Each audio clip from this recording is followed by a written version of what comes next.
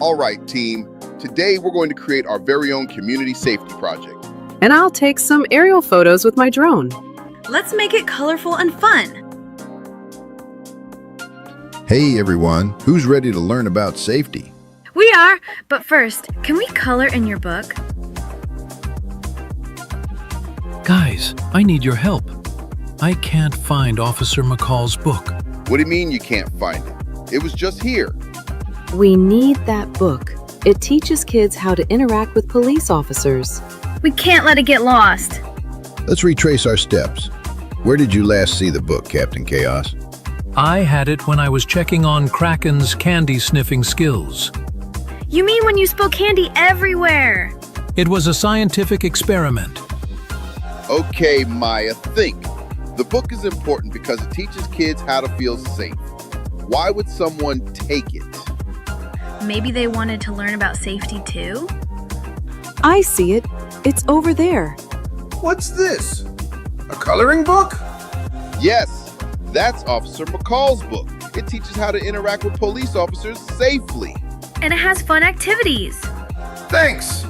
I want to learn more about safety. See, it's important to share this knowledge. I found Kraken's candy stash. You really need to work on your focus, Captain Chaos. And that's the point. Just like we found the book, we can always find ways to stay safe in our community. I can't wait to color in this and learn more about police officers.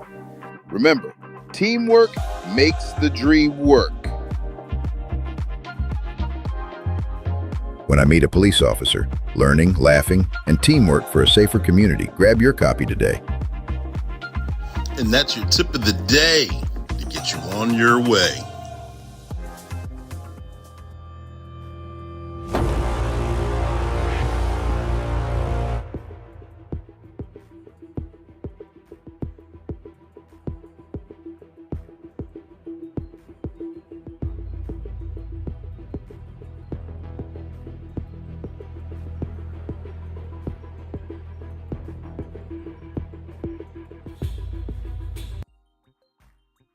Know about rolling down in the deep.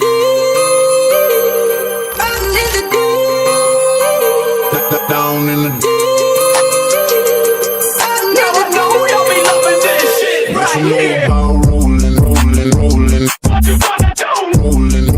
What you gonna do now? Down in the rolling. What you gonna do? Right, y'all be loving this.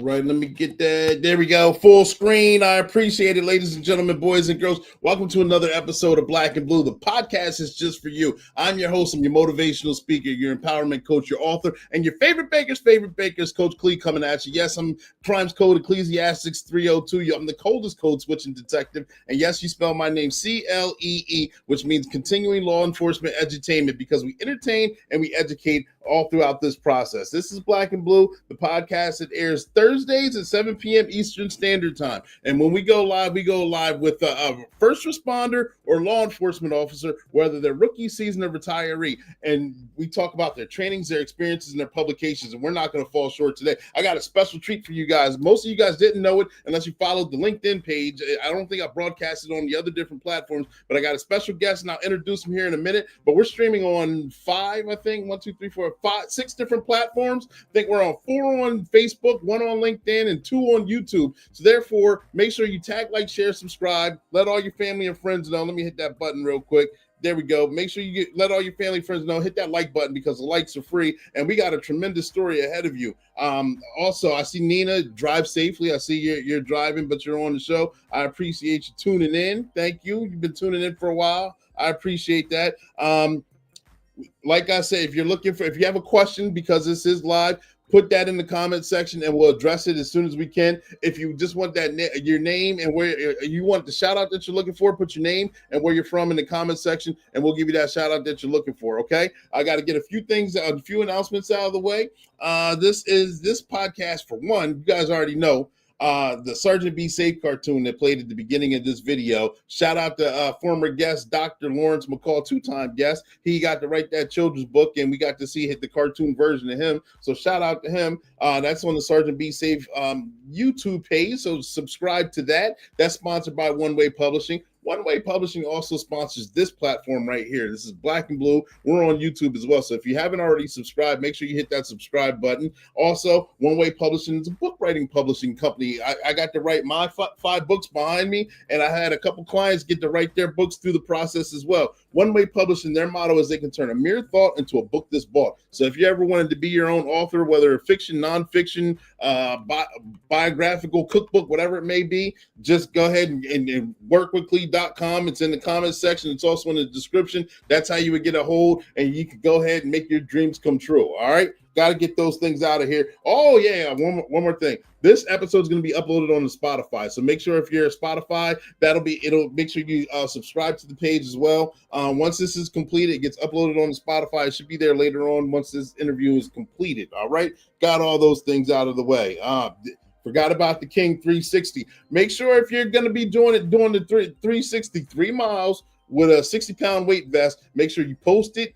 Tag me in it. It's going to be on LinkedIn. I get it in at least once a week, whether it's a nature trail, straightaway, something. Post it, tag it, let me know. Stay healthy, stay fit. Make sure you do it the right way. Don't hurt yourself, but have fun in the process, because King 360 is out here doing it. That's right, 3 miles with a 60-pound weight vest. I almost forgot about that. All right, but we got all that there. I appreciate you guys tuning in. We're finishing the month of July with a bang. All right. Got a returning guest on the show. And in the process of bringing a returning guest, got to give him the shout out that my frat deserves. It's a brother frat out there. And he's been on the show before. And he told his story on the show previously. It's been about 2 years now since he was last on, give or take. And it's been powerful. It's been dynamic. It's emotional. Thank you. King. Happy Thursday, King 360. Happy Thursday to you too. I appreciate that. But the story itself is dramatic. It's going to make you, it's confusing only to an extent, because you're going to wonder how for so long did a situation like this dynamically change the course of this individual's life and dynamically change the course of his family's life. And him refusing to sit down, him refusing to stay silent, him refusing to be quiet through the process is bringing him here through this process now. We already talked about it in depth on the first video, but we're going to recap that. And then we have a few follow-up videos. If I can get this, if StreamYard will cooperate with me, we'll get those on here. And then we're going to jump right into the interview, because I know that's why you guys are here. We're going to get right into the meat and potatoes of everything. So stand by, get your questions and comments ready. We're going to have the summary video playing right now with special guest Raymond Hicks, the last time he was on the show. The IA to file those complaints. How did things snowball negatively in your direction? Well, the Sergeant Charles Tate said to me, he's had other complaints about those individuals that searched my car without a search warrant, and he said he was going to conduct a thorough investigation. Well, even though my investigation wanted attention, at no time did they never investigate my situation. And of course, next thing you know, they tell me, well, Miss Ray, you can't work out on the streets anymore. I said, okay, it's no problem with me. You know, I had gone through the Crossover Academy in 1996. And again, I went back out there in 1998, you know, to begin to start working with narcotics again. And of course, this is when they tell me that, you know, they didn't want me working out there in the streets anymore, and they were going to put me back in the jail. I said, well, I started in the jail anyway. So you can I don't care about you put me back in the jail. And next thing you know, 60 cops, man. I go June 15, 2000. I go to work. I'm working on either 5th or 6th floor. I come home. I take a shower. I get in bed. I lie down. And of course, I'm actually, you always take a nap before I get up and go work out. So I had a lot of weights in my backyard. So my neighbor and I, we was getting ready to work out around about 5:30. And I looked across the street. There was at the sit-go, and there was either the SWAT team or the drug task force mounting up. So I told my neighbor, I said, man, man, that look like the drug task force or the SWAT team. I wonder where they going. So when they saw me, they all jumped in their vehicles and sped down the back street. So I told my neighbor, I said, man, let's go to the front of my yard and see where they're going. So of course, when I begin to go to the front of my yard, you know, they jumped the gate, the back wall, you know, and they stormed me and had me and my kids at gunpoint. My wife had gone to, they had me and my wife and me and my kids at gunpoint. My wife had went to Winn-Dixie, you know. So of course, I don't know which one of my daughter was. I'm assuming my older daughter. She went and called my wife to tell her what was going on. You know, they had over 60-some cops, man, storm me at gunpoint and asked me, are you Ray Hicks? I said, yeah, I'm Ray Hicks. Man, you guys know I'm Ray Hicks. What's the problem? We got a warrant for your arrest. They never showed me no warrant. I said, warrant for what? So here come this black dude named Ricky Clark. He come tapping me at my shoulders, assuring me that everything was gonna be okay. And I'm like, you know, I said, Ricky, what is this about? Yo, you know, we got a warrant for your, I said, for what? What did I do? And then he told me, Ray, just calm. I'm like, what you mean calm down, Ricky? What the frick you mean calm down? I said, you guys storm my home and you tell me there's a warrant for my... Yeah, and that's just a touch of it, ladies and gentlemen. If you guys remember the interview, it's emotional. He talks about how he's been a pariah in the community. He's still a pariah in the community. Let me show a couple things right here.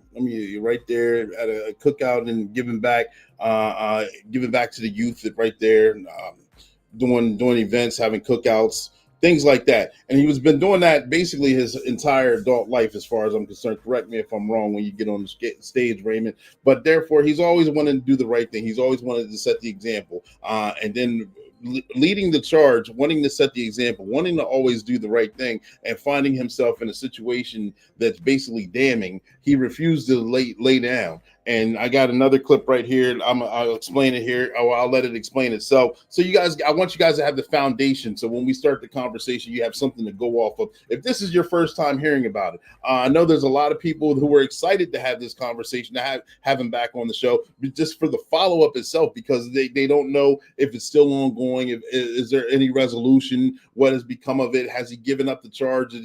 Is he tired of fighting, or is he still leading the charge? So we're going to find out. You know, Raymond Hicks, he shares his experience. He's a black law enforcement officer. He's been faced with false accusations, wrongfully in prison. He's financial ruin. He is fighting corruption. He's fighting corruption with a sheriff department, and he's also looking for justice in the process. So let me see if I can get these on here. Bear with me. I'm going to do this. Yeah, let me hit the right button here. Bear with me.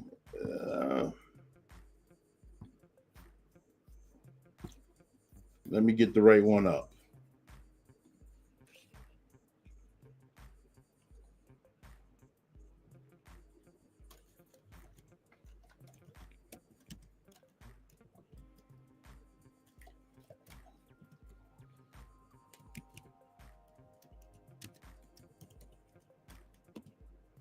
Give me 1 second.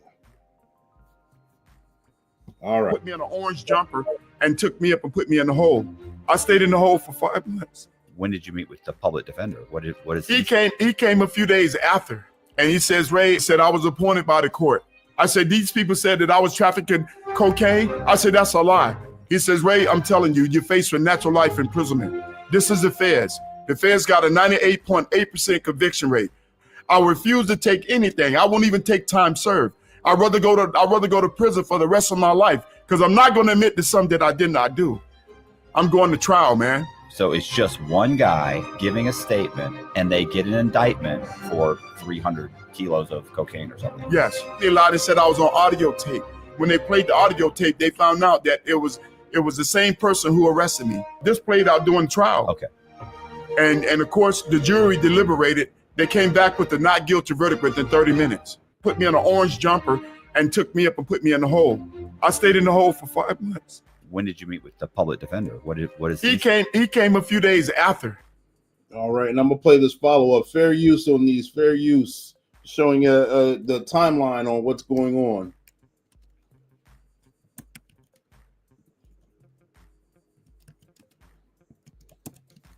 Here we go. Let me see.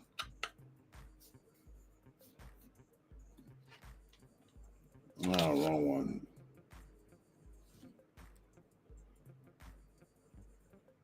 There we go. I normally wake up around about 5:30 to go in my backyard and work out. In the process of me going to work out, I look across the street at the sit-go, and there's either the drug task force or the SWAT team mounting up. When they saw me, they all jumped in the cars and sped down the back street. So I told them, I said, let's go to the front of my yard, man. So when I get to the front of my yard, 60-some cops stormed me at gunpoint, had me and my kids at gunpoint. My kids were 12 and 7 years of age. I think it was my oldest daughter that called my wife and said, hey, mommy, they got daddy here. So I'm asking them question. I said, what is this? What is this for? You Ray Hicks? I said, you guys know I'm Ray Hicks, man. What's the problem? We got warrant for your arrest. I said, warrant for who arrest? What did I do? He's like, Ray, calm down. I said, man, Ricky, what you mean calm down, Ricky? You guys got a warrant for my arrest for what? What did I do? So Rob Saw would say, Ray, we're going to suspend you pending the outcome of this case. I'm like, what case? And nobody would tell me. I normally wake up around about 5:30 to go in my backyard and work out. And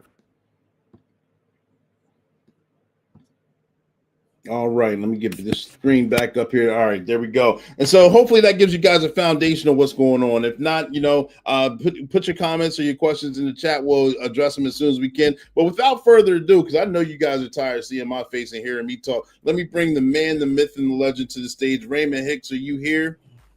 Yes. Good evening. How you doing, my brother Cleve? I'm doing wonderful. I'm doing wonderful. Thank you for making yourself available and making a second appearance back on the show. Thank you. Yeah, it's truly a blessing, my brother. As I said to you before, I'm truly grateful to God, man, for the platform that, he bestowing in me and my family lives, and individuals such as yourself and all the other platforms that I've spoken on, to help me put out this information in reference to what I've gone through and what I've experienced over the last 24 and a half years, man. There is no giving up with me, man. My mom told him best, Brother Clee. She told me you better put your seatbelt on and buckle up, because that one there, he going to take you every step of the way to the door, man. It's been 24 and a half years now. And, I'm so grateful to God, man, for, you brothers, man, and all these different platforms, because it gives us an opportunity, to share our information with the world. Right. Because a lot of times, these things go dormant. I can't tell you how many people that have reached out to me, man, in reference to the things that they're experiencing, and I respond to them.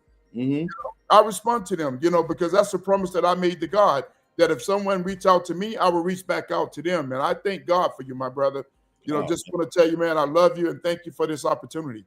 Absolutely, man. I appreciate you being willing and humble enough to come on here. I know it's not easy, especially as men, especially as law enforcement officers and first responders, to come out here and share your story, because we're the helpers. We're not the ones that like to have people in our business. But when wrong is wrong, you stand on it, and you've been standing on it. Yeah, I mean, your book, of course. Let me get to the I'm Still Standing. Your book right there. You're standing on it and you're fighting the cause. So thank you for making yourself available. Thank you for who you are. Thank you for sharing this story. For those who may not know the full story, can you give us a summary so we can find out what's going on with you now and how things are changing and what things you're planning on doing? Yes, as a matter of fact, just to inform each and every last one of the people that's out there, the viewers, man, I first want to let them know that I love you guys. And I truly thank God for the support, and the comments and everything else, whether it be good or bad. The fact of the matter is that, God is in the seat of the right hand of the Father. And as we begin to go through the storm may become boisterous sometime in our lives.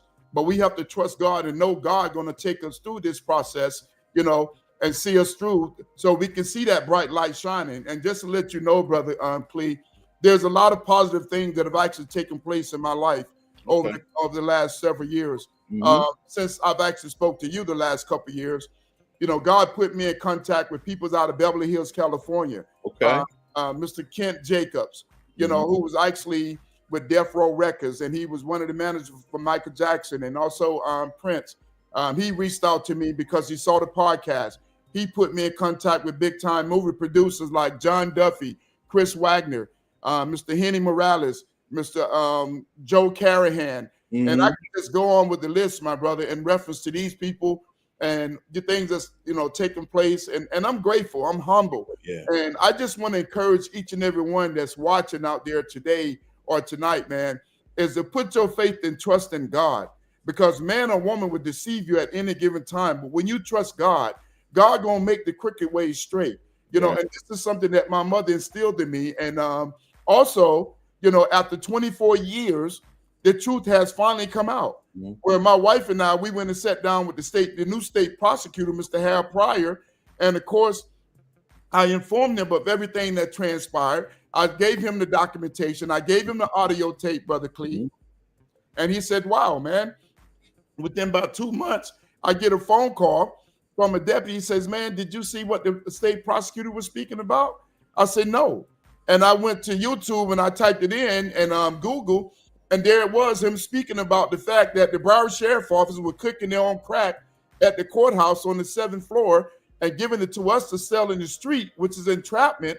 And I'm saying, man, I'm not getting involved in this, man. This is crazy. You guys. So, of course, we set up in predominantly black areas, and if you get caught within 1,000 feet of a school, was mandatory 3 years in the Florida State Prison. So there's a lot of events that have actually taken place, man. God also put me in contact with some very powerful people. A chief of police out of Clayton County, he reached out to me, because I was thinking about moving to Atlanta, but just to show you how God worked. And I contact this realtor, and I begin to tell her my story. And she told her husband told the chief. And next thing you know, he said, well, ask him if he'll speak to me. And I spoke to him, and would you believe he traveled here to South Florida, and he sat down and met with me, Chief Gorland, man, Garrett Gorland. And what a tremendous blessing. And then he also put me in contact with two other powerful people, which is the former sheriff of Clayton County, which is Mr. Victor Hill. Okay. Very powerful man, that I have the utmost admiration and respect for. And then he in turn put me in contact with his brother, Jerome, So here they actually getting ready to present me and my family with a huge award, in reference to the things that I've done in the community that we continually do on a regular basis. And there's a lot of positive things. So I just want to encourage each and every one that's out there, don't look at your situation if you're going through trials and tribulation. Build a relationship with God and know who God is. Because the word of God says in Hebrews 11th chapter, faith is a substance hoped for, evidence of things that's not seen. So you got to know that God going to move in your situation. So there's a lot of positive things, that's happening in my life. Everything that we lost. And I also want to thank each and every last one of you guys for whoever made a contribution towards my GoFundMe. It has helped me and my family tremendously, and I just want to thank each and every last one of you guys out there to let you know that I love you. My phone is always available. My email is always available. You can reach out to me if you're going through some situations. So yeah, Brother Clee, to answer your question, man, I joined Phi Beta Sigma, Gamma Gamma Sigma. I've won 3 awards, and one of the biggest organizations, man, that I'm truly thanking God for, because when you talk about culture for service and service for humanity, that's who I am.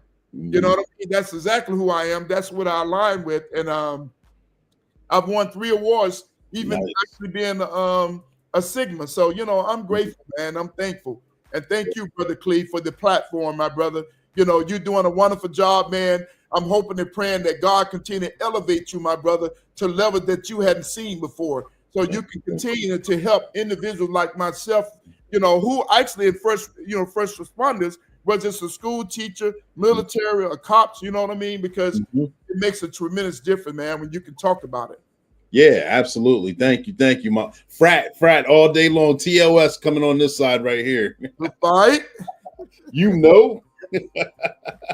But going back, I put the picture up when you were just explaining right there. The picture cooking the drugs in the station that were going to be used. That's one of the pictures that you sent me before, and also some of the stipulations. One of the most egregious facts of my case is that Broward County Sheriff's Office manufacturing crack cocaine on the 7th floor of the courthouse. The same crack distributed to deputies, including myself, as part of a sting operation. Let me see if I can uncover this so we can all read it.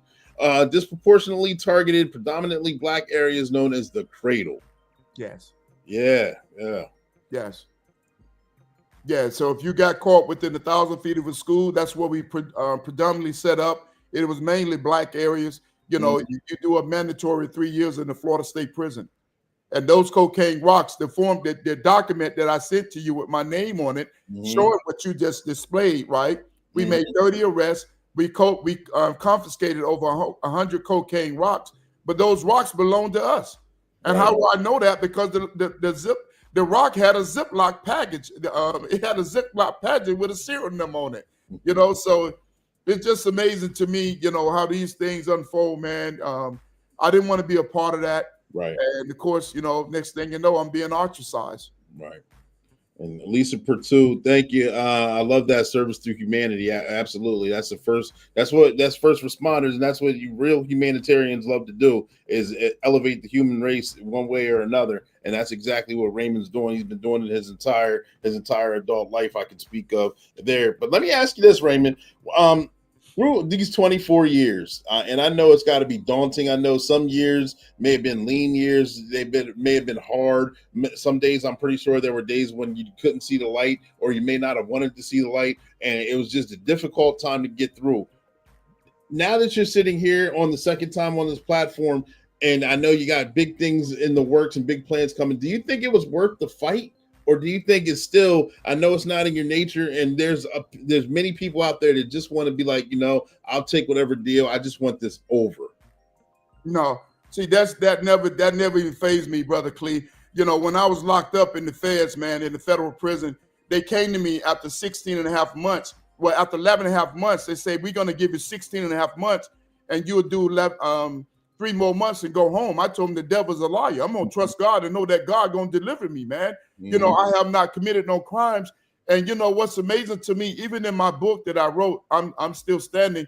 I talk about the fact that, you know, these court-appointed attorneys try and force you to take time and plea out for crime that you never committed. They tell you that you're faced with 10 years, 15 or 20 years for you to take a plea. And I found out that the DA give the court-appointed attorney a bonus when you take a plea. So a lot of these individuals are going in there admitting that they committed a crime when in fact they may have or may not have committed that crime. And because of the fact that they become scared or intimidated or afraid, they go ahead and take a plea. I told them, no, I'm not taking no plea. They told me, well, you faced with natural life imprisonment. I told them I'm not faced with nothing. They say, Ray, you charged with 350 kilograms of cocaine, $750 million. And you might as well go ahead and I said, listen, as I said to the first attorney who got off my case, who told me, Ray, on the manuscript, write down everything that happened, because one day this could possibly be a bestseller book, maybe a movie. You know, he got off my case. They give me a second court-appointed attorney. He tried to force me to take time. And eventually my wife went through her thrift savings and she got me a paid lawyer. Wow. And of course, he was a federal prosecutor, never lost a case in 15 years. He says, Ray, if I never seen an innocent man, you wanted them and you should not be here. But to be honest with you, Brother Clee, there's a lot of individuals, man, that are locked up, you know, doing time for crimes that they have not committed, man. Just recently here in Broward County, you can Google the information. A gentleman by the name of Sidney Holmes, they just awarded him $1.7 million. In 1980 something, if I'm not mistaken, he was arrested by the Broward Sheriff's Office for robbery. They sentenced him to 400 years in prison. Wow. That man did 34 years for a crime he did not commit. And when they went back and reinvestigated the case, they found out that through DNA and everything else, the Innocent Project, that this man was innocent. Wow. But see, these are the type of situation that these people are fabricated, man. But you got to ask yourself, what happened to the people who actually caused these things to happen? Right. Right. I was going to ask you that. That's one of the questions. So those who, if you don't go along to get along, there's obviously stepping stones. There's also obviously a process through it. And there's got to be people involved. Those persons involved, do you still maybe not have contact with them, but do you see the outcome of where their careers have turned out, or where do you see where they may have climbed up and elevated through their allegiance system or career or agency? Well, every person that was associated with my case were promoted to higher ranks. And then some of them still at work at the Broward Sheriff Office to this day. Wow. But I would tell you that I still love law enforcement because it did a lot for me as a young kid between 8 and 9 years of age. There's so many men and women that put on a uniform each and every day to make a difference. I was one of them. I mean, every second, every minute, every hour, they put their life on the line to do what? They help somebody else. So the fact of the matter, man, but I think that it should be mandated that every military personnel or law enforcement or school teacher or firefighters, they should make no less than $100,000 a year so they can be able to take care of their family properly and not work all these hours doing details and overtime, just to sustain their family, and just to see another day when you get your paycheck on every 2 weeks, bi-weekly, that check is gone.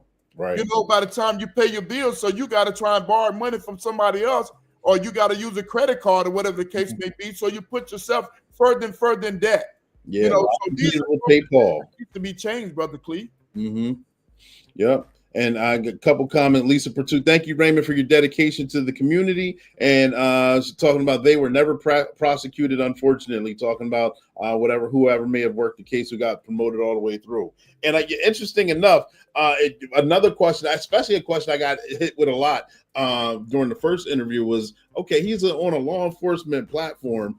He's been in law enforcement, but he's persecuted by law enforcement very heavily to the point where he may never see the light of day again, except from behind bars. And you still have a good attitude toward law enforcement. You still believe in law enforcement and its foundational roots.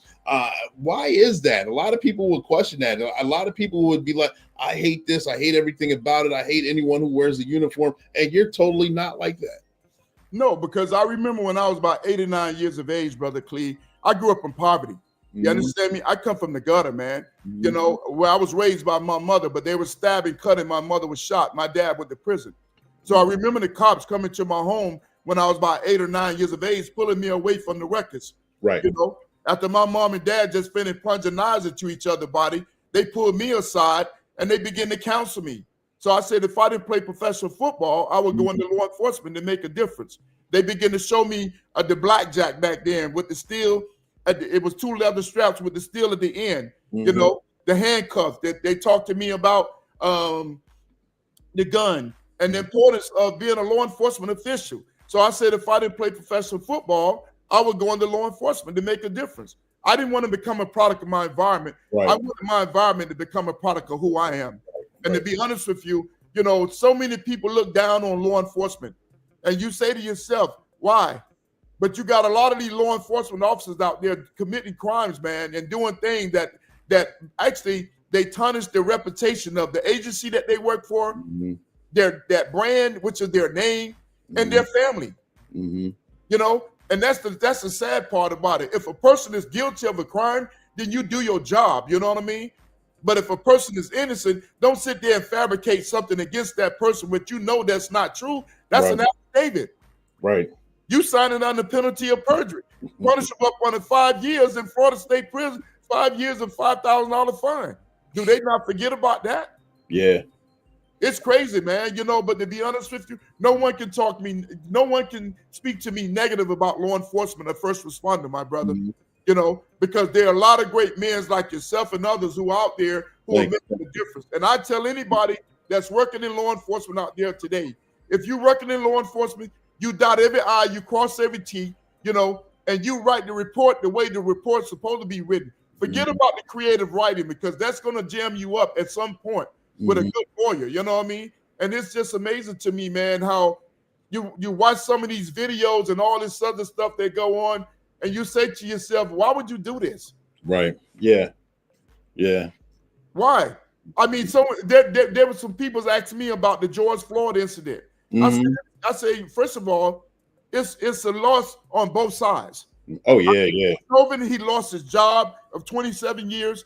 His wife walked away from him. He lost his home. He lost his career. He lost his last name. Now he faced with what? Natural life imprisonment because he made a wrong mistake. Mhm. George Floyd, he'll never see his family again. They got money, but what is money when your family member is not there? Yeah, yeah. So to be honest with you, man, I just think that it's important that people start looking in the big mirror, brother Clee, and stop looking in that small mirror, man, because the most important thing is to get to that retirement, because that's when you're going to realize and see where your hard work and your dedication come from when you Right. get that pension. Right. Right. And I got to give a shout out to JD Global TV, which is one of my line brother, the Ace. He's throwing up the signs talking about frat, me and you, my brother. So shout out to you. Thank you for tuning in. Please tag, like, and share. But then we're right back right here with this interview with Raymond Hicks. And Raymond's been fighting for justice, fighting for his name for 24 years. How does it feel to actually be on the opposite side, not fully done, not fully cleared, not fully exonerated, but you can actually see the light at the end of the tunnel on reclaiming your name, on reclaiming everything that you believe in, coming closer and closer at each passing moment? It's amazing that you asked that question, Brother Clee, because I was a highly decorated officer, man. I was a Gold Cross recipient, a Silver Cross recipient, 2-time Deputy of the Month. I'd never been in trouble in my entire life. Right. And to go through 3 arrests, 2 years of incarceration, faced with natural life imprisonment. I'm sorry. For a crime I didn't commit. I started drinking. I never took a drink a day in my life. And there was a Hispanic brother named George. He says, man, Ray, I may sound like a hypocrite, but what you got in that cup, that's not you, man. He said, I smoke marijuana. He said, but that's not you, man. But Brother Clee, to be honest with you, this was something that my father used to do when I was a young kid. He used to revert to this drink called Canadian Mist with Coca-Cola. And he smoked Winston-Salem cigarettes in the red and white pack. Yeah. And to be honest with you, man, I wouldn't wish it on my worst enemy.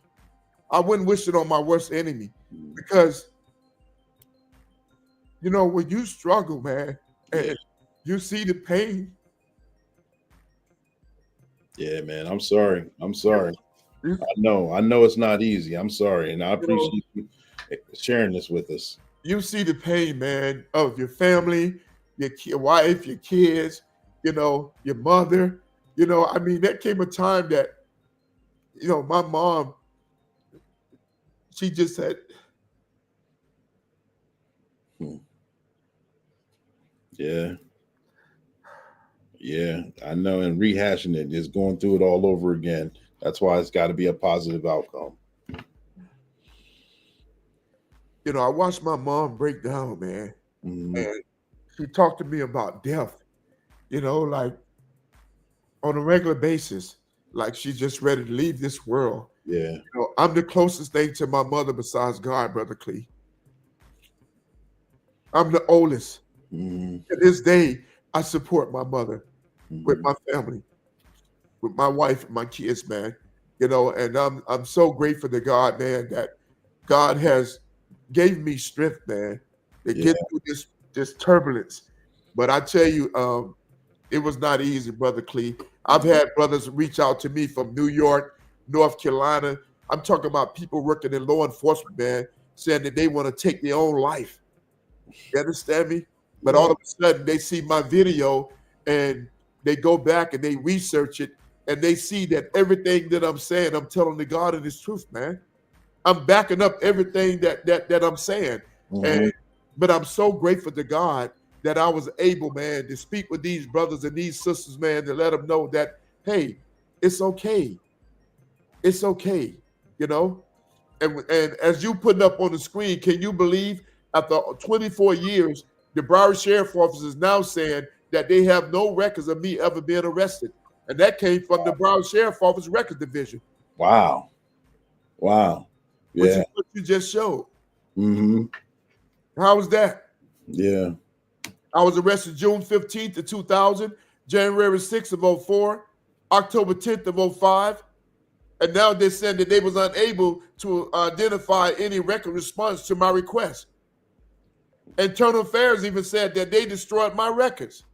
You know why, Brother Clee? Because they never called me down there and questioned me. Mm-hmm. Lisa, they're so sorry, Raymond, you went through hell. You're truly a survivor. I hope you consider seeing a trauma specialist that can help you through this mental health matters. Yes. And I'm glad okay. And you know what, Miss Lisa, let me just inform you. I spoke to a psychiatrist and a psychiatrist and a psych doctor. Mm-hmm. His name is Dr. Cabrillo out of Coral Gables, Florida. I spoke to him because a lawyer said, Ray, I want you to share your story with him. Mm-hmm. He started crying, Brother Clee. As a matter of fact, he came here to my home and we sat down at my table. He had a gentleman transcribing all the information. And guess what? When I showed him all the documents and audio tapes and everything, he was there crying at the table. My wife, she's sitting right here. She'll tell you the same thing. So, you know, I speak to anybody. Yeah. But to be honest with you, you know, just to let Lisa know, my health is intact, man. I'm good. You understand me? I'm good because God he has all the things that we lost. Brother Clee, I was in Walmart with my son, and I scraped up every nickel and quarter dime that I could muster. It wasn't even no more than $4 or $5. I went and bought hot dogs with hot dog buns. Mm-hmm. I had to tell him to go take a pack of hot dogs back because I didn't have enough money to afford it. Right. Yeah, that's not good. Yeah.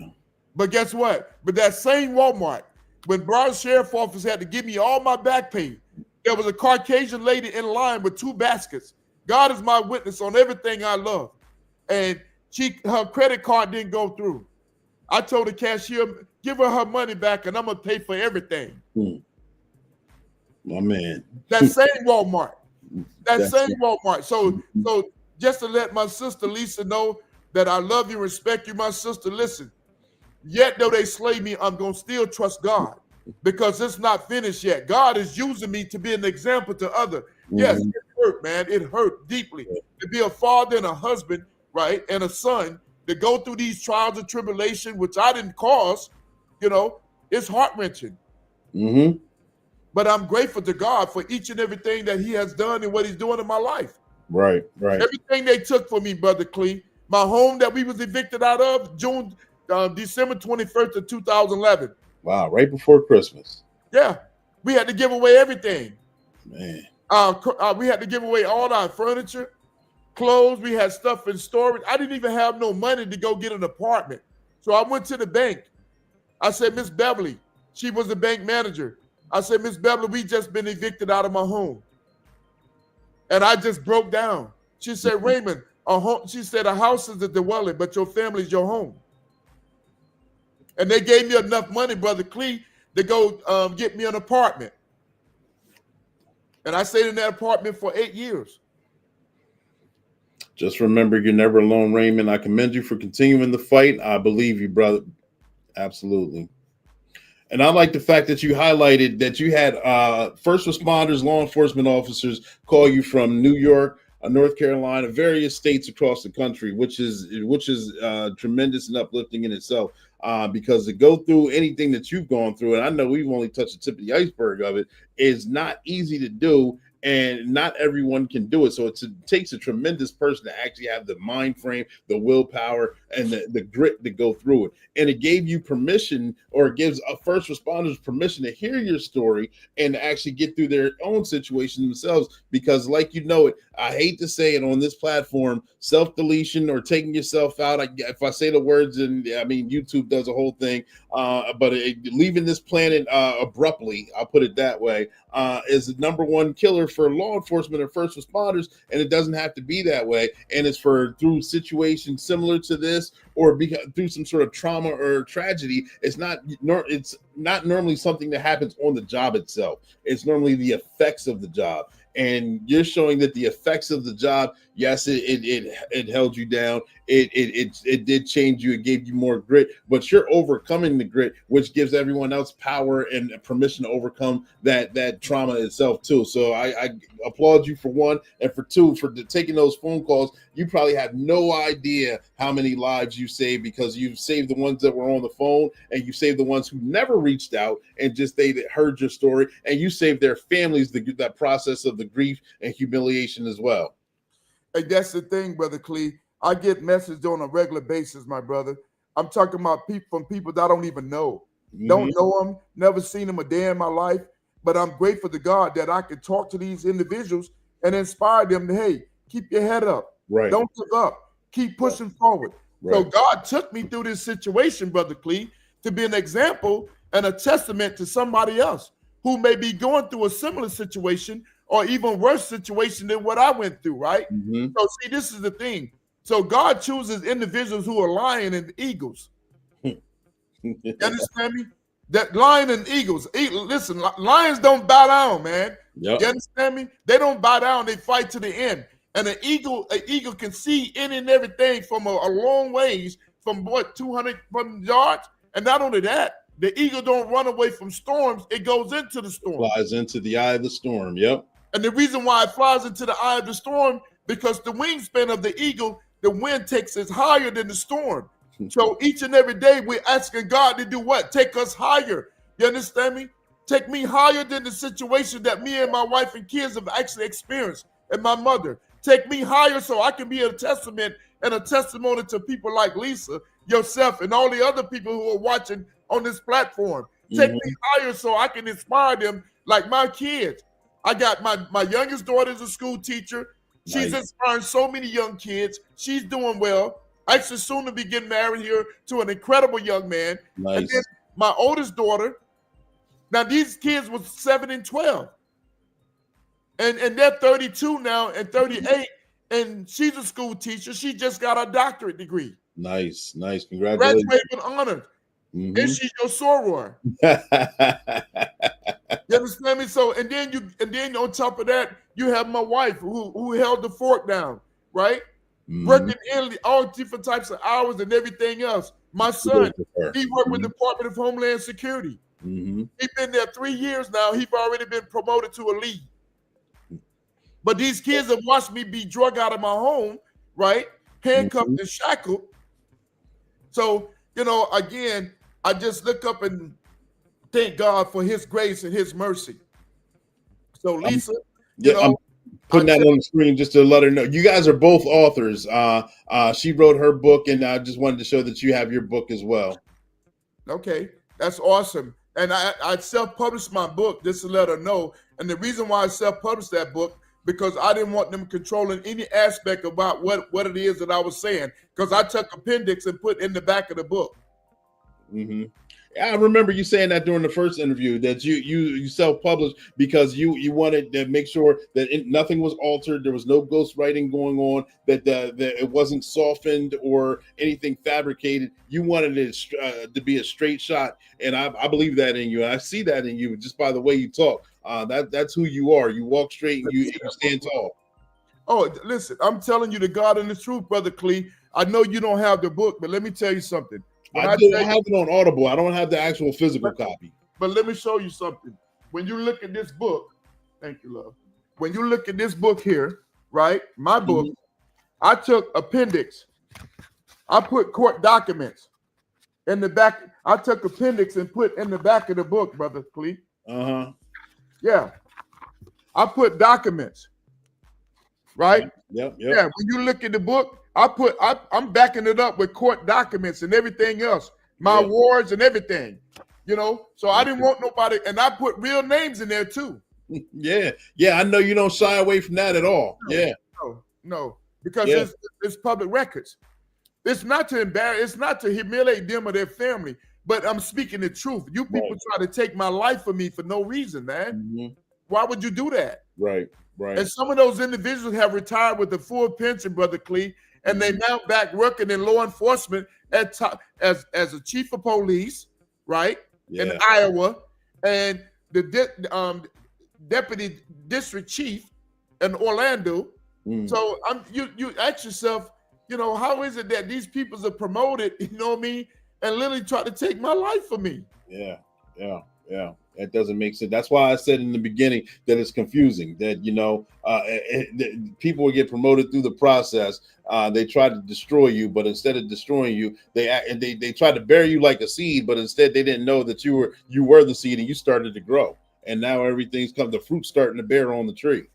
But see, that's what my mother always said to me. She said, if you take if you take a seed and you plant it in good soil, it's going to bear good fruit. But if you take a seed and you plant it in bad soil, it's going to bring forth bad fruit. Right. To be honest with you, that's one of the reasons why I truly thank God each and every day for the seed that I planted.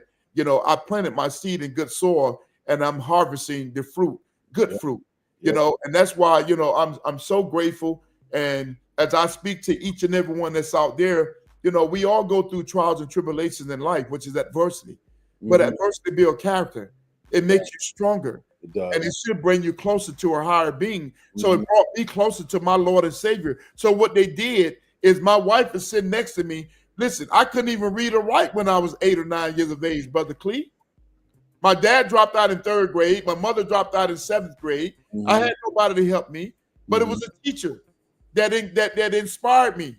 And she took pride and she helped me.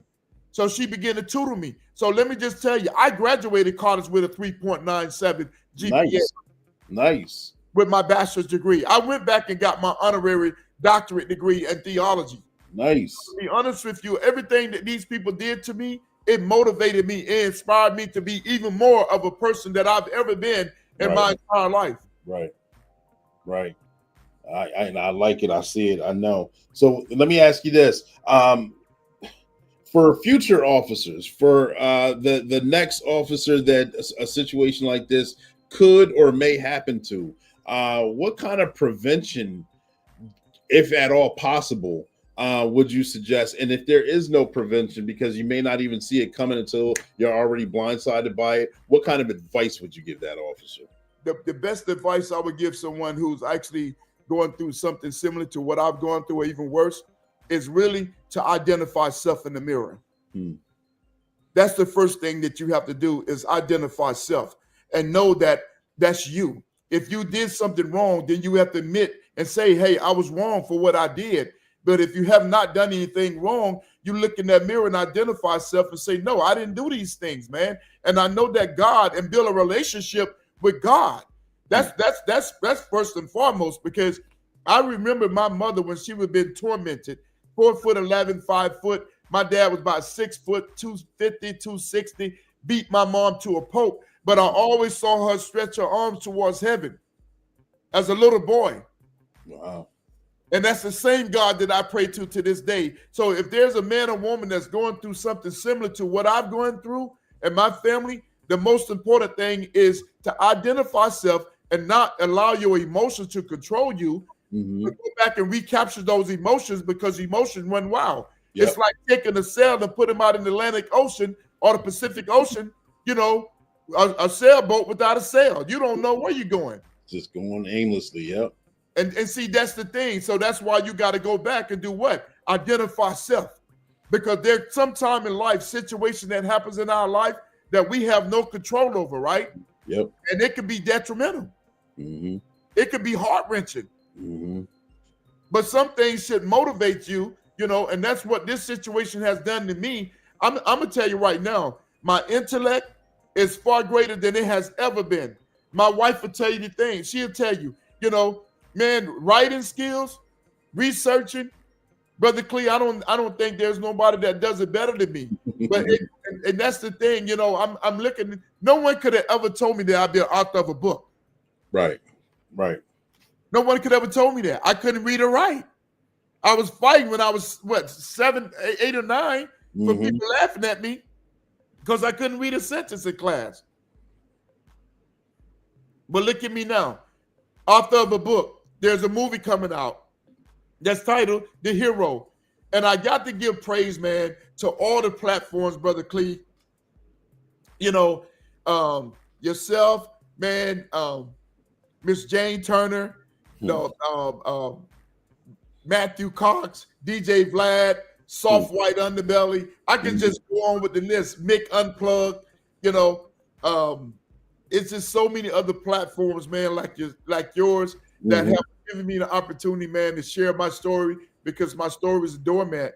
But just to go back to what you said, Brother Clee, is you got to identify self in the mirror, man, when you experience a situation that I've experienced, and you got to go back and recapture those emotions, because it's easy, man, to fall into that trap where you go out there and you try and revenge yourself against these people that have done wrong.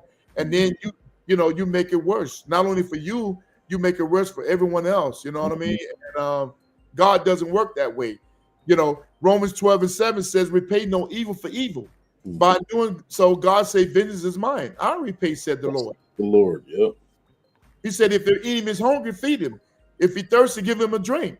He said, by doing so, it's like taking hot coals and placing them on the top of his head. So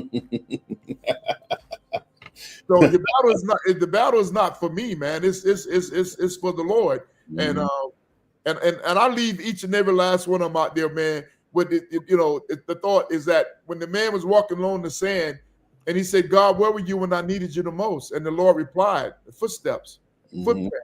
He said, when you only saw one set of footprints is when I carried you. Yeah. So there comes a time in life, Brother Clee, that we have to have our Lord and Savior, man, carrying us, because we can't carry ourselves. But the object is not to give up.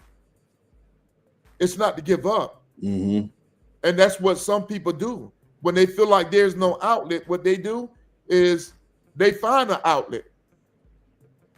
So find an outlet, whether it being narcotics, alcohol, or self-deletion, or many different other avenues. Absolutely.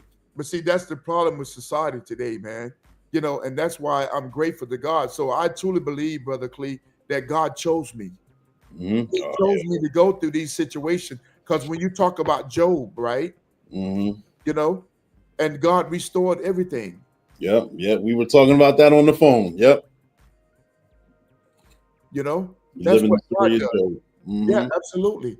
And see, that's the thing. And that's why I say, man, people say, well, I have a relationship with God, but do you really have a relationship with God? So if your department come right now, Clee, and storm your home at gunpoint, have you and your family at gunpoint, and accuse you of a crime that you know for a fact that you did not commit, right? And they claim that they called you in and spoke to you about it, but in fact that they never did. And now you faced with natural life imprisonment, and now you begin to lose everything right before your eyes, right? What do? And then they pick you and put you in a hole for 5 months for total darkness, and they can't break you mentally. Then they place you down in general population, and you deal with all guys that subjects that you had arrested. Yeah. What do? That's a bad situation. I cannot answer that. I didn't live it. I know you did. I hold you to a higher standard for that. But see, that's the thing, though, Brother Clee, and that's my message to the people.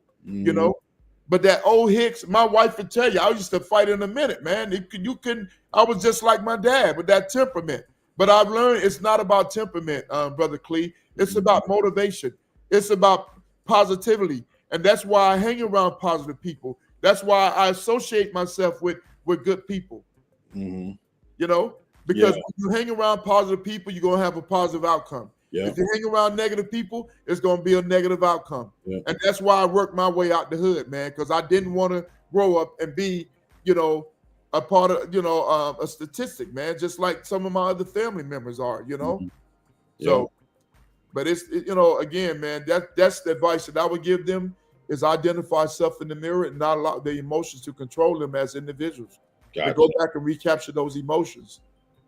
And Lisa made the comment, yes, God always takes care of the wrongdoers. We call that karma. And JD Global, a big ace, the frat, talk that talk, frat. There you go. Absolutely. Yeah. And so one thing that you said that resonated with me is like, if your enemy's hungry, then feed them. If they're thirsty, then give them something to drink. Yeah, it's like a hot coal placing on their head. And I used to live by and I used to idolize the one quote from Les Brown. And Les Brown was like, unforgiveness, holding on to grudges, being mad at someone is like holding on to a hot piece of coal in your hand and expecting the person that you're angry with to feel it, as opposed to letting it go and starting the healing process. And then, I mean, they may not even know that you're angry with them or that you're holding a coal. You just let that thing go, start the healing process for yourself, and that way you can maneuver differently. And you don't have one hand basically tied behind your back trying to do things. You got both hands to maneuver. Now, I'm glad you mentioned that, Brother Clee, and you may or may not believe this, but my wife's sitting over to the left of me, and she'll tell you, I campaigned for a gentleman named Scott Israel, who actually was a sheriff of Broward County here, and I brought in 99.9% of the votes for him, 3 different precincts. Wow. He promised me a job at the sheriff's office, but he reneged. But anyway, the same gentleman that I was just telling you about, Keith Neely, who worked in Internal Affairs, I saw him at this event.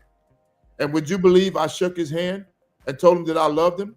Wow. Hey man, I understand, but that's big.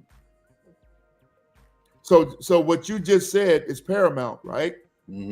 Like what you said is Romans 12:17 say, repay no evil for evil. By doing so, God say, vengeance is mine. I repay, said the Lord. So vengeance is not mine, Brother Clee. Right. But I can tell you that there was one time in my life that, to be honest with you, with that old Hicks, listen, my wife, she'll tell you, my mother would tell you, man, I was ready to lose my life, Brother Clee.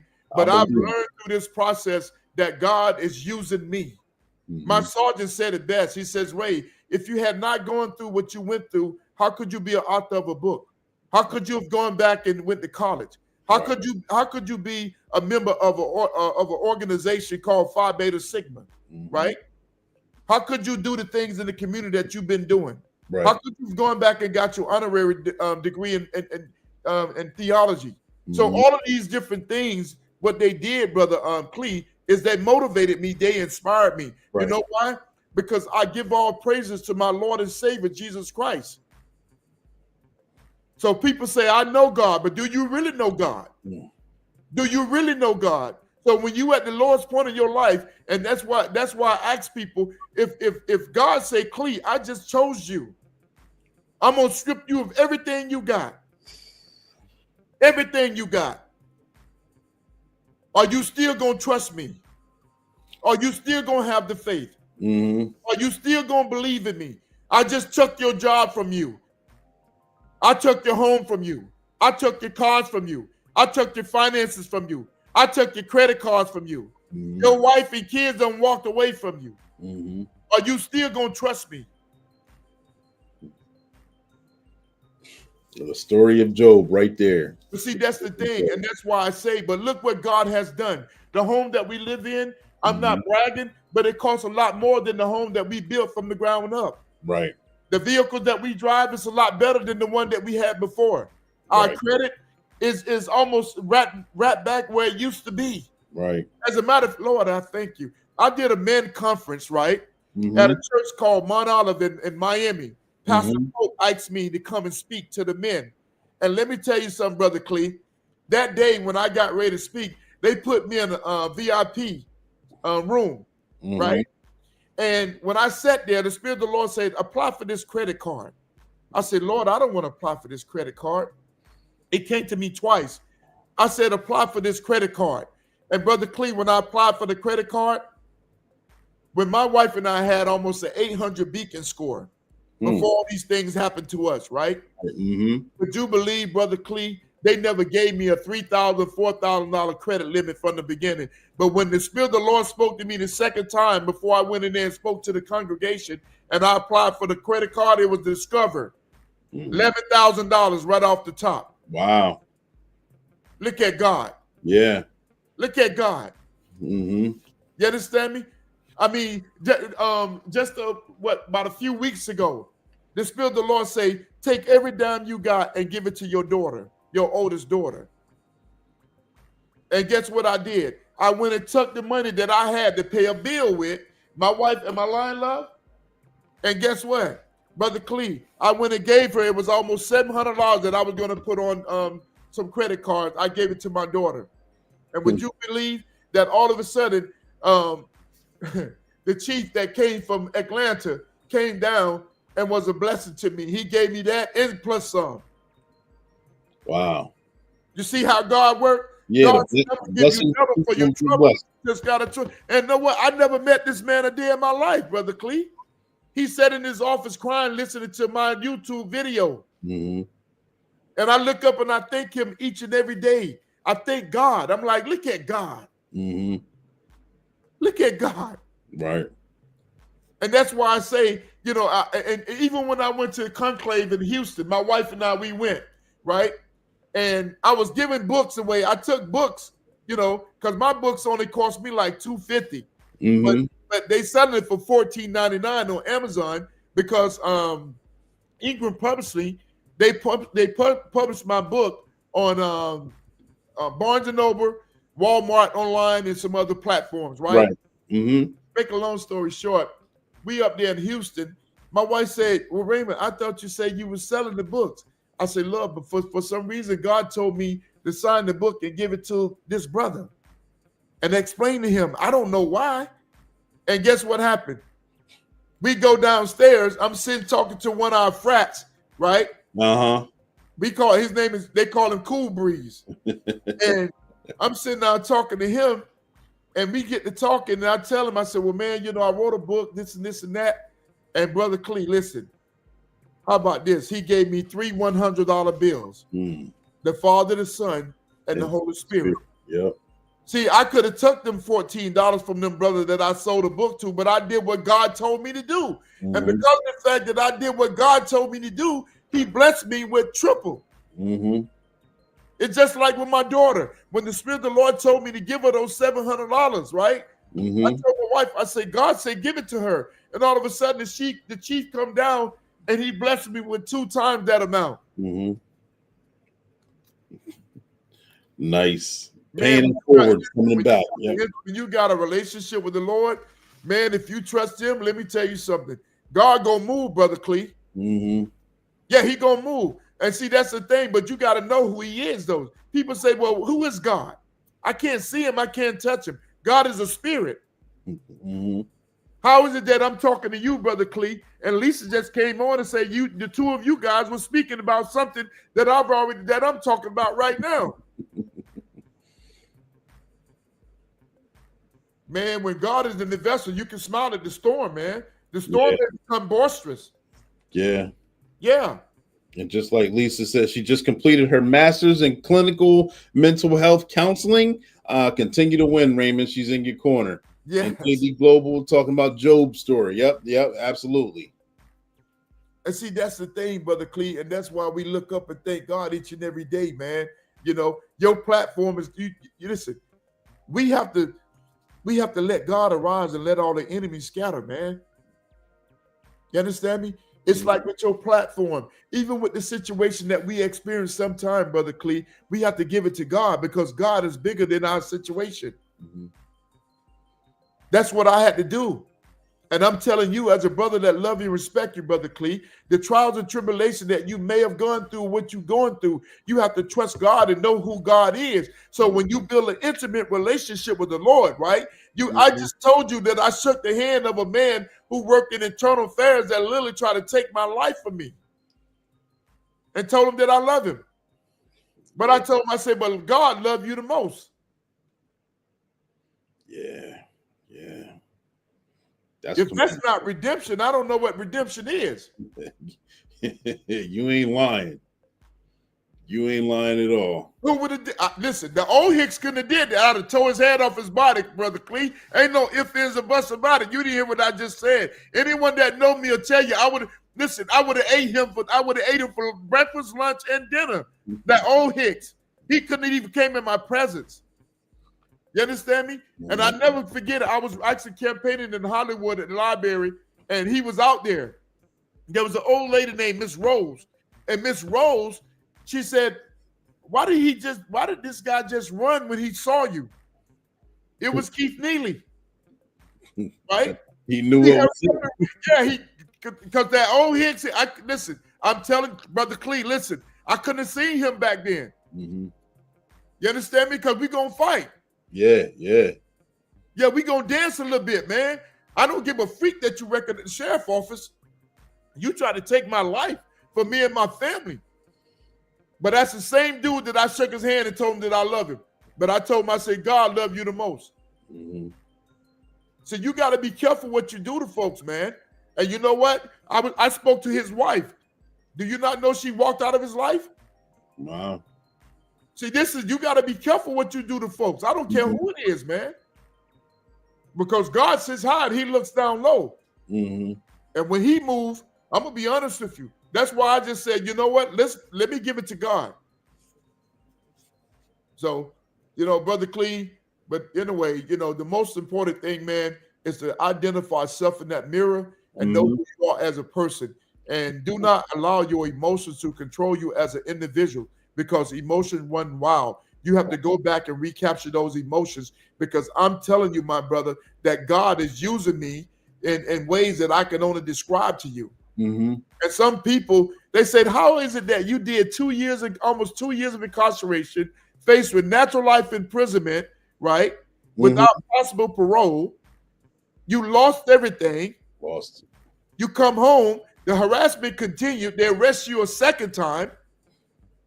You beat that case. Then they come back a third time. You beat that case. How do you still have faith in loyalty in law enforcement? You know why? Because they got men and women like yourself putting your life on the line each and every day out there, Clee, to make a difference in the lives of other people. And guess what? And my hat goes off to each and every last one of you, man. And it's the love and the passion that I have for it. They took something from me that I love. I didn't like my job. I love my job, man. But it's all good. God is still using me. Mm-hmm. Gotcha. So let me ask you this: as those that have gotten to know you now on this platform, those that may have seen the original interview, we're going to go ahead and combine the two. If they wanted to get in contact with you, do you have a platform? Or if they wanted to purchase your book, or if they wanted to see what other information or things that you're working on is going to start coming out during the pipeline. I don't want to give too much away. But if they wanted to keep invested with the story or learn more about you, how can they do that? How can they get a copy of the book and or just find out more about the story itself? Yeah, so you can actually order the book on Amazon, Books A Million, Walmart online, Barnes & Noble online. I'm Still Standing by Raymond Hicks. I'm on all the social media platforms with the help of my kids who actually helped me establish these things. Facebook under Raymond Hicks, Instagram under I'm Still Standing under Raymond Hicks. I'm on Twitter under Raymond Hicks. Also, my email address is raymondhicks2305@gmail.com. Again, that's raymondhicks2305@gmail.com. You can reach out to me from there, and I'm very easy to find. Also, I have a website up, which is www.raymondhicks.net. You can see all the great things that I'm doing to actually help promote young kids through my foundation. It's the Raymond L. Hicks LLC Foundation that give back to underprivileged kids. Book bags, school material. It's a cookout. We have the city of Fort Lauderdale come out and support us. We're doing a lot of great positive things, man. In spite of everything that I've gone through and been through, I'm still trying to inspire young youth to let them know that, hey, you can make it. Being in law enforcement helped me advocate for those in my care unjustly terminated, because I've saved lives and millions in lawsuits, yet lied and forced out and destroyed my law enforcement career. Absolutely. Yeah. No, it's a shame. Stories like this that get overlooked and things, and you guys are persevering through it. And Lisa also said, we'll for sure support you by purchasing your book. Absolutely. And there's the website that you said right there. I put that on the screen as well. It's in the comment section too, folks. It just doesn't show up on LinkedIn because whatever I post on here doesn't transfer over to LinkedIn. So I apologize for that. And I'm also on LinkedIn as well. I meant to mention that as well under Raymond Hicks. God has done some amazing things, man. Even, all the awards that I won. I even won an award when I was an inmate, and I saved a life, and I was honored by the warden of the institution. I remember you telling me that. Yeah. Yeah. And when I came home, I got a job working for the United States Department of Homeland Security through a security company called Doria on the ACAL JV. I became a lieutenant. I became a captain and a SWAT commander for Immigration Customs Enforcement for CT team, the Disturbance Control team. Okay. I won a life-saving award out there. A gentleman hung himself. They was getting ready to deport him back to his country. And he told me he was going to kill himself, and he hung himself. But I was able to walk around, see him hanging, and got help from 2 other individuals. And he lived to tell about it to this day. Wow. And I received a life-saving award. Yeah. So, still saving lives, man. Absolutely, Lisa. I would definitely connect with you on LinkedIn. I know you said she has a book. I definitely want to support her in her book. And I just hope and pray that, you got young ladies like her, man, that can make a tremendous difference in the lives of other people. Because there's a lot of people, man, need to go and seek help, from health professionals, But I tell you, man, I've spoken to so many different people, Brother Clee, and when they speak to me, they break down crying because they like, I don't know how is it that, you explaining to me all these things that you and your family has gone through. I'm here to counsel you, but obviously you counseling me right now, So, God worked in mysterious ways, man, and I'm so grateful to God that He's given me the strength and the wings of an eagle to be able to soar above the situation, Through the eye of the storm, above the eye of the storm. Absolutely. I just want to ask, as we wrap up, one final question, and I love this question because it summarizes everything. In the course of conversation, I may have forgot to ask you a question, or I may have jogged your memory on something that you wanted to cover, and we didn't get the opportunity to do so. Is there anything else that you would like to share with us, or just a moment of inspiration? Right now, the floor is yours. Well, first and foremost, as I said before, I truly thank God for giving me the wisdom, the knowledge, and the courage and the understanding to be able to navigate through these difficult times, me and my family. I've said to my wife and my kids that, if God is seated at the right hand of the Father, as we begin to go through the storm may become boisterous. But as long as we keep our eyes on Him, knowing that He is God, He can do in and all things. And I've seen the manifestation as I've just described to you today. And I just want to say, Brother Clee, I hope and pray that God continue to elevate you to that level where you can continue to reach out to other brothers such as myself and sisters like Lisa and so forth, man, who can come on and speak about, our experience. Because a lot of times, people want to speak, but nobody want to listen. So we have to go to a higher power, and just ask God. And I pray, man, that one of the prayers that I've always said is, gracious God has given us Jesus. We have to ever change our human destiny through Christ's birth, preaching, and healing. You show us how to live as your sons and daughters. Through Christ's death and resurrection, you breathe new hope within us, reconciling, renewing us, heal us of our brokenness. So as one holy people, we might be a light to the world, preparing for the return of your Son, who lives and reigns within you. And Father God, I thank you for affording me the opportunity to speak on this platform, Father God. And I pray that not my message, Father God, but your message go out there and touch the lives of individuals who may be experiencing some of the things that me and my family has experienced, Father God, or even worse.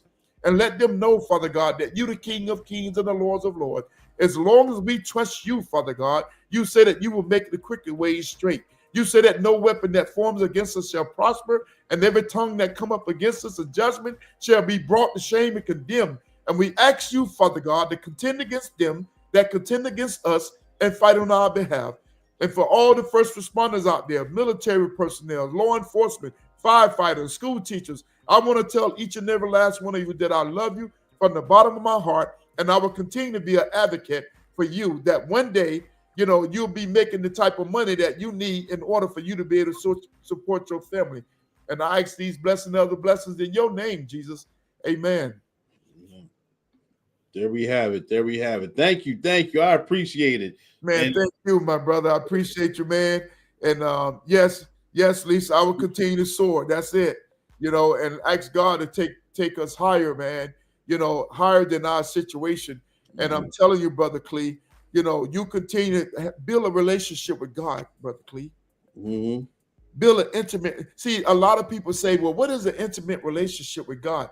It's when you take out time out of and you isolate yourself in a private room. Mm-hmm. You begin to cry out to God and tell him, Lord, you see that these situations are so greater than I am. They're bigger than I am. I know that you're able to correct these situations, right?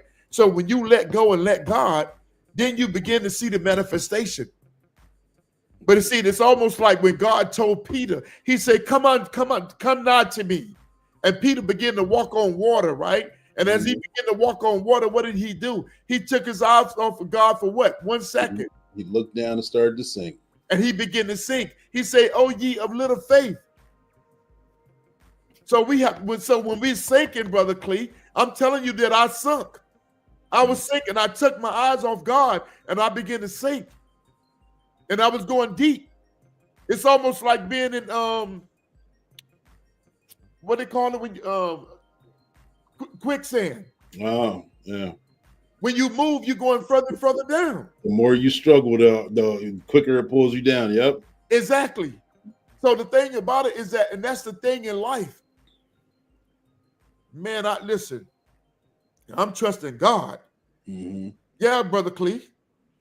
You watch what I tell you. You watch what I tell you. God He gonna elevate us, man, to that level where we will be able to inspire so many different people. Brother Clee, people that reached out to me from all over the world. Uh-huh. Canada, South Africa, Nigeria, right? UK. I mean, people that I don't even know from other states. So I just say to you, my brother, God gonna continue to bless your platform. Sergeant, be safe, and know that God is in the vessel. Mm-hmm. He's in the vessel. And when he's in the vessel, you can smile at the storm. Because there are going to be some storms, Brother Clee. Oh, yeah, I know it. I know it. It's going to be some storms. Mm-hmm. But see, the storm can't overtake you, though, unless God allow it. Who told the ocean that it can only come thus far?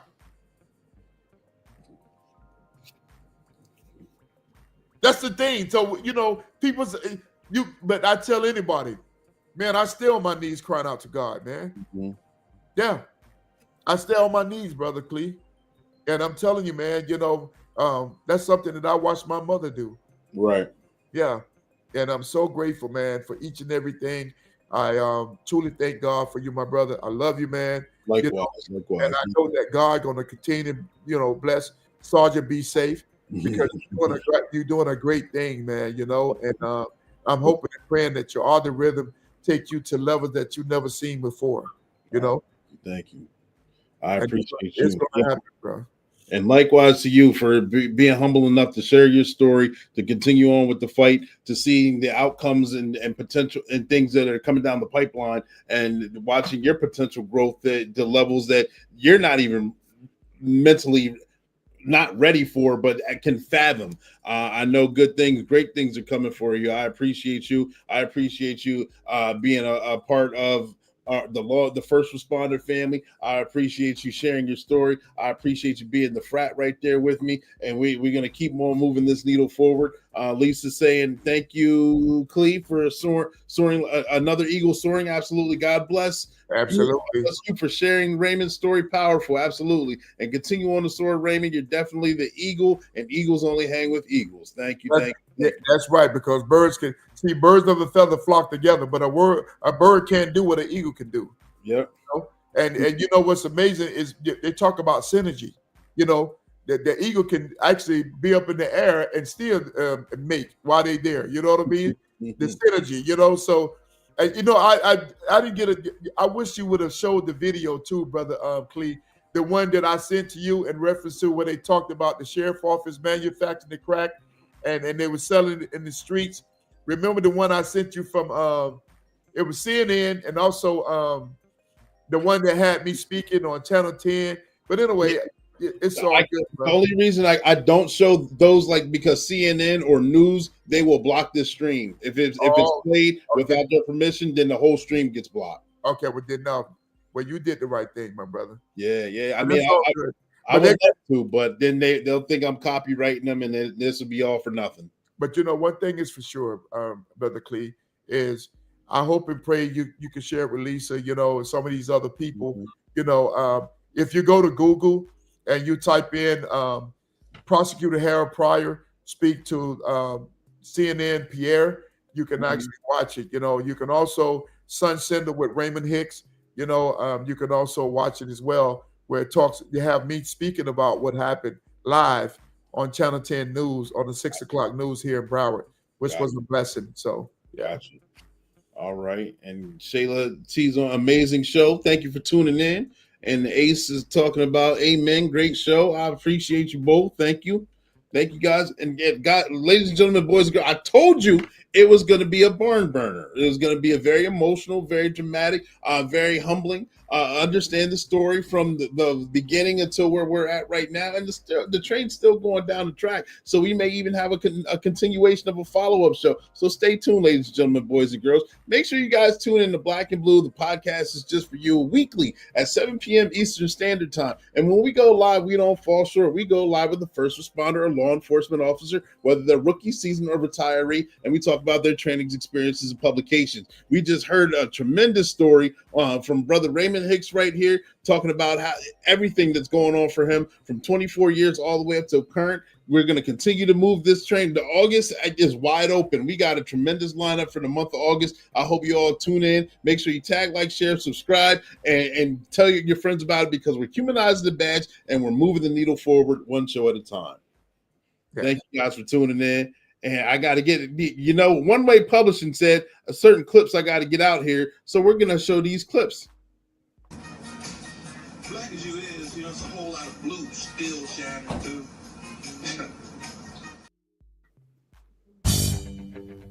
Just the facts, ma'am. I'm not a bad cop. I never once said you were. It would be real simple if the problem was bad cops. It ain't.